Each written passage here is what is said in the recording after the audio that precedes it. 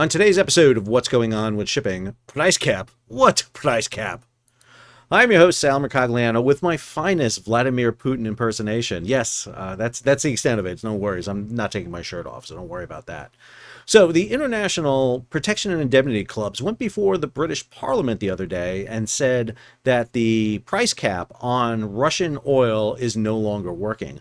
We're going to break it down and discuss why it's no longer working, what it was, and what does this mean going forward, and what's some governments like the United States doing about the dark fleet. That's right, the dark fleet. Okay, a little sinister and evil. I don't know why I went that way, but we'll go with it. If you're new to the channel, hey, take a moment, subscribe to the channel, and hit the bell so you'll be alerted about new videos as they come out. So this is the story that came out from Splash 24/7, our buddy Sam Chambers. Written evidence submitted to the UK Parliament by the International Group of P&I Clubs has warned that the oil price cap, introduced 16 months ago in a bid to cut Russian revenues, is not working. So back on December 5th of 2022, the G7 and the EU, the European Union, implemented a price cap on Russian oil. So what they were trying to do is have the best of both worlds. Number one, they wanted to hurt Russia economically. So they imposed this price cap saying that Russia can no longer trade its oil, and this is the price for Ural oil, above $60 a barrel. Secondly, they did not want to cause an energy problem around the globe. And so G7 and EU, one of the best of both worlds, economically hurt Russia and at the same time keep that sweet black crude flowing. And that was the goal of the price cap. And you'll see right here on December 5th of 2022, Russian Ural oil was below $53.80 a barrel. And for most of the time, it remained below $60 a barrel. It did peak up a little bit in February of 2023, again in April, but then remained low. But since largely July of 2023, it has gone above that. As a matter of fact, we're at a pretty high point now at about $79.75 a barrel, which raises the question then, why did the price cap instituted by the G7 and the EU fail? This is an additional story, this time from Richard Mead over at Lloyd's List. Insurers tell UK government that oil price cap is increasingly unenforceable. So what are the P&I clubs? Well, Protection and Indemnity provides insurance for the cargo. There are 12 clubs that handle about 85% of the world's insurance for ships. And these 12 clubs are organized together into what's called the International P&I Clubs. So you have the America Club, Britannia, Guard, Japan P&I, London P&I, North Standard, Ship Owners, Skuld, Steamship Mutual, the Swedish Club, UK P&I, and the West of England. And the 12 of them will provide the insurance. Now, we talked about this when it came to the Dolly in Baltimore, for example, how the P&I clubs actually pool their resources together. They have reinsurance, so they can provide insurance of over $3 billion when an accident happens. And these 12 companies provide the bulk of the world's insurance when it comes to shipping.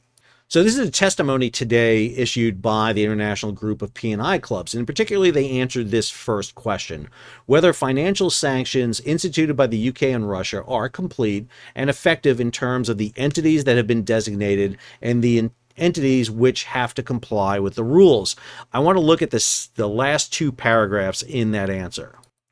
I'm just going to read parts of these here. Most ships that now trade in Russian oil and oil products, whether OPC, that's the oil price cap, compliant or not, operate under the rules of jurisdiction in which the oil price cap does not apply and in countries where it is not observed, provided the owners and operators of ships that carry Russian oil and oil products do not have a G7 jurisdiction nexus. They are entitled to operate entirely legally in accordance with the rules and laws that apply to them.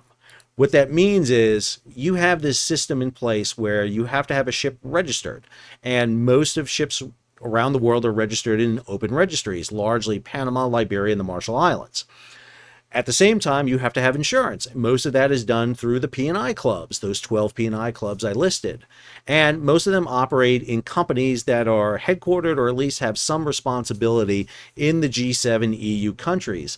What we're seeing happening now is the creation of a parallel entity, what is known as the dark fleet or the shadow fleet or the gray fleet, whatever you want to call it. But it's operating parallel to the existing fleet. That is what they are warning about here. Ships that continue to be insured by the international group clubs apply compliance regimes and perform extensive due diligence, such that a club protected from a sanctions breach that may have been committed by the insured shipowner. Clubs will take immediate action either to terminate the contract of insurance with the insured or, if available, invoke the cessor clause, effectively ending the relationship between the insurer and the insurer. We estimate around 800 tankers, there's about 4,000 worldwide operating, have already left the international group clubs as a direct result of the introduction of the OPC. This will in effect limit the enforcement and effectiveness of the OPC. We are creating parallel fleets. If you go back to my buddy here, Bruce Jones's book, To Rule the Waves, one of the things he talked about is post World War II, particularly at the end of the Cold War, you created a international regime on the world's oceans that provided shipping at really, really low costs, thanks to open registries, thanks to the safeness of the world seas. There's no threats on them. Thanks to basically lowering technology, which lowered transportation costs, super tankers, containers, you were able to move cargo around the world, and this basically brought up the world's standard of living. Now, all of a sudden, we're seeing the creation of this parallel fleet, and this parallel fleet is operating in a way that's outside the norms, and we're going to highlight what that means here. Why is this issue raising up to this level? Well, here's a story from the Financial Times. Ukraine strikes oil refineries deep inside Russia. Kyiv aims to, quote, deprive the enemy of resources and reduce the flow of oil, money, and fuel. But ironically, it's having the exact opposite reaction. This is from Tanker Trackers. Our buddies over there posted this on both Twitter or X and LinkedIn. Given that more than 3/4 of the tankers transporting Russian crude oil this year have no known insurer, the G7 $60/barrel price cap on Russian oil exports is now as good as dead in the water. What ultimately forced Russia to export more crude and thus prevent over $100 per barrel oil was when Ukraine sabotaged a lot of Russian refineries. That forced Russia to export the crude overseas because the country has very limited storage space. You can't just turn spigots off. It's not like a valve and you turn off Russian oil coming out of the ground. It's pressure, it's force. If you turn off against pressure, it builds up, and after a while you have a bad day. We learned this during the supply chain crisis and COVID in 2020, when all of a sudden we were using everything that could float and store oil because nobody was driving around. This creates a problem. Well, the refineries being knocked out in Russia means that Russian crude have got to go somewhere else, and so they're exporting it like crazy. To get around the sanctions, we've seen a whole batch of methods being used. This story over in Bloomberg just the other day, pop-up Russian oil traders emerge as U.S. tightens sanctions grip. We also saw this story. India grants marine insurance approval for Russian firms. But probably the biggest thing we're seeing is the growth of new ship registry. So this is a story from Splash 24/7 that talks about the growth of ship registries, and particularly they're focusing on Guinea-Bissau. And if you look in the African states, you see 3 nations that have seen a big uptick in their registries: Gabon, Comoro Islands, and Guinea-Bissau. In particularly, Guinea-Bissau up over 300%, but Gabon is one of the most interesting, going from 71 ships in 2020 up to 126 ships in 2023. It was a Gabon flag vessel, the Pablo, that blew up 2 years ago off the coast of Malaysia. It was operating in this shadow fleet environment. So you're shifting away from the traditional open registries, Panama, Liberia, and Marshall Islands, to these new host of registries. We're even seeing registries set up that are not getting past the International Maritime Organization, which should tell you how bad they are. So in the case of the Eswatini shipping registry, this is the new name for Swaziland, it was dubbed as false by the IMO. And so they basically ruled the flag not to be a legitimate flag. Understand, a lot of countries have registries, but the registries are not located in those countries. Even Liberia and the Marshall Islands isn't located in Liberia and the Marshall Islands. It's in Reston, Virginia. If you want to really understand this issue about the shadow fleet, the dark fleet, or the gray fleet, Lloyd's put out this publication back in April of 2023. I strongly recommend it. It is a well-done publication, like everything Lloyd's does, that breaks down the gray fleet. They go through the different shades of gray. You go from a light gray, ships that are basically just trying to skirt around the sanctions and issues, all the way to darker and darker gray, ships that are really in violation and pushing the boundaries. So you have new operating companies, new registries, new insurance. Let's see how that affects the Russian oil shipment. So here's marine traffic. And what you see is ships departing from Russian ports.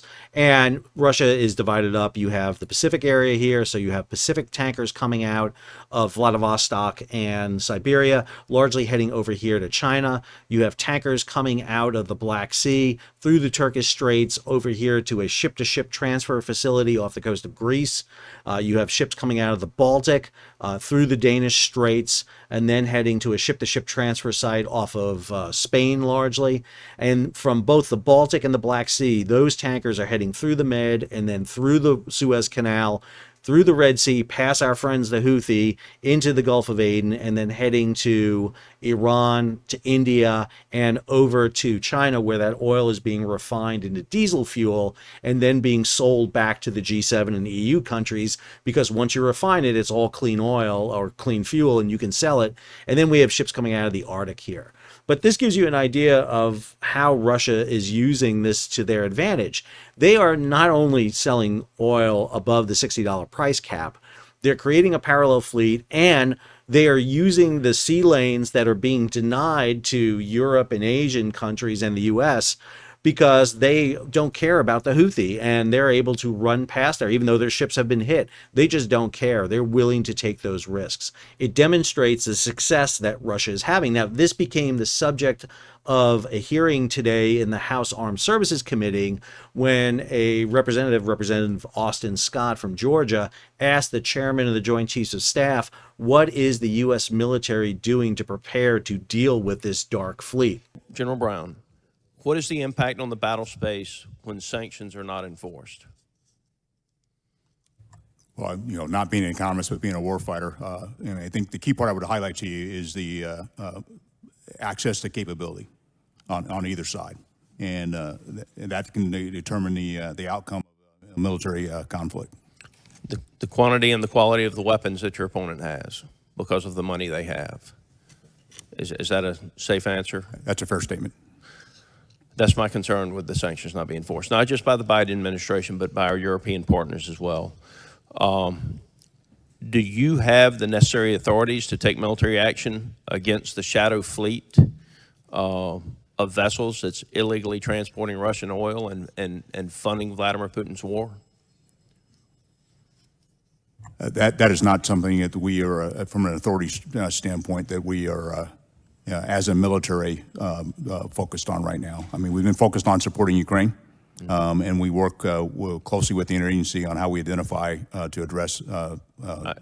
I have a tremendous amount of respect for you, General Brown, and you too, as well, Secretary Austin. But I will tell you, supporting Ukraine means defeating Vladimir Putin in Russia.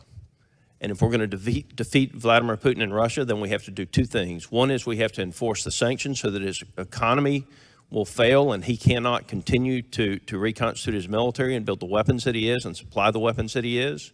And the other thing is we've got to be willing to punch him back inside Russian territory. And so when I see a Biden administration that won't enforce the sanctions and our European allies not enforcing the sanctions, and then when Ukraine hits Russia in Russia, Biden saying, please don't do that anymore, that's a problem.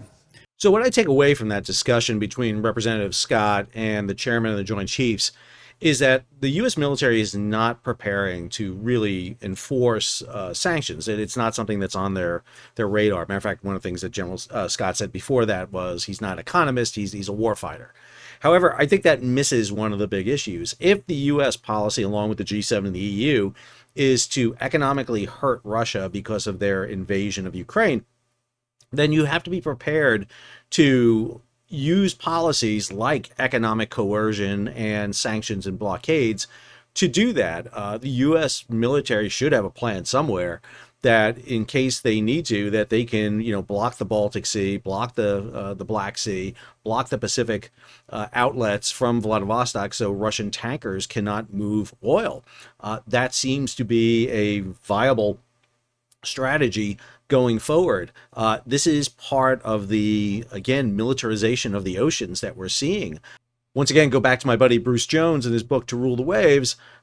he's talking about maybe the resumption of great power competition on the high seas.